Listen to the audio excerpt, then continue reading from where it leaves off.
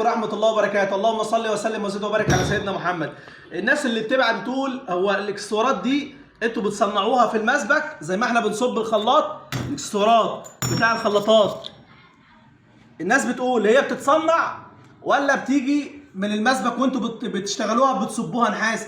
بصوا يا جدعان صلوا على النبي. الخلاط عموما البودي كله اللي انت شايفه ده، البودي ده كله ده بيتصب من خلال ايه؟ كل خلاط بيبقى ليه الايه؟ الاسطمبه بتاعته، تمام كده؟ ادي خلصنا منها دي. يعني البودي ده بيتصب ليه اسطمبه، الاسطمبه بتخش المسبك، بعد كده يخش الخراطه، بعد كده يخش الفرشه، بعد كده يخش النيكل، بعد كده يتجمع، تمام كده؟ اللهم صل على سيدنا محمد. اما بالنسبه للاكسسوارات اللي انتوا شايفينها دي بقى، الاكسسوارات، اللايات، الكلام ده كله بتاع السخن والبارد، الحاجات دي كلها، كل الكلام ده كله سواء بقى ايه؟ الكعب بتاع الخلاط، الديل بتاع الشجره، اللاكور بتاع المطبخ، المجموعه كلها بتاع الشداد، الصاموله بتاع الخلاط، المجموعه دي كلها اهي، كل المجموعه دي تمام. عندك الجلب، عندك السنتريك، عندك الصاموله، اللهم صل على سيدنا 99. بل الاكسسوارات 100% من الاكسسوارات بتتصنع على مخرطه CNC.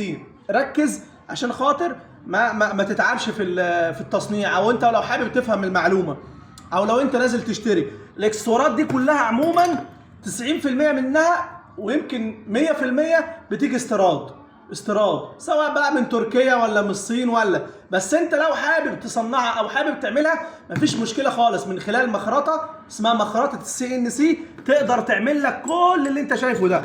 يعني المخرطه CNC تقدر تعمل لك كل الاكسسوارات دي كلها، وفي ناس بتنفذها وموجوده على ارض الواقع، موجوده تمام كده. تقدر من خلال المخرطه دي تطلع كل الاكسسوارات اللي انت شايفها دي، ولكن الاكسسوارات معظمها بتيجي من بره، تمام كده. ولكن انت لو عايز تنفذها عادي بتتنفذ جدا من خلال مخرطه. يعني الجلبه دي بتتعمل على مخرطه، دي موجوده، دي مصري موجوده. كل اللي انت شايفه ده في منه مصري وفي منه مستورد. المصري بيبقى نحاس، تمام كده. المستورد بيجي منه ستانلس. يعني بص ده كده معمول نحاس، اللهم صل على سيدنا محمد. بص ده كده جاي مستورد اهو، ده ستانلس، ده مصري نحاس. انت بقى على حسب السعر اللي انت عاوزه.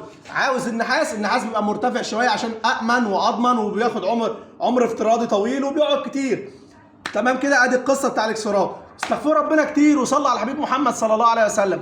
ربنا يوسع رزقكم ويفرجها على الناس كلها، وان شاء الله العام الجديد 2025 خلاص احنا اخر يومين اهو 24، يبقى عام هنا وسعاده وسرور على الدنيا كلها. وربنا يرزق كل العباد ويوسع رزقكم ويزيد الناس كلها يا رب رزق حلال، ويبارك في عيالكم وعيالنا، ويصلح حال زوجاتنا ويستركم كلكم يا رب ستر جميل من عند ربنا، ويرزقنا ويرزقكم عمره ان شاء الله، ويرزقكم حج عام جديد، وربنا يسترها معاكم. استغفروا ربنا كتير وصلوا على حبيب محمد صلى الله عليه وسلم. السلام عليكم.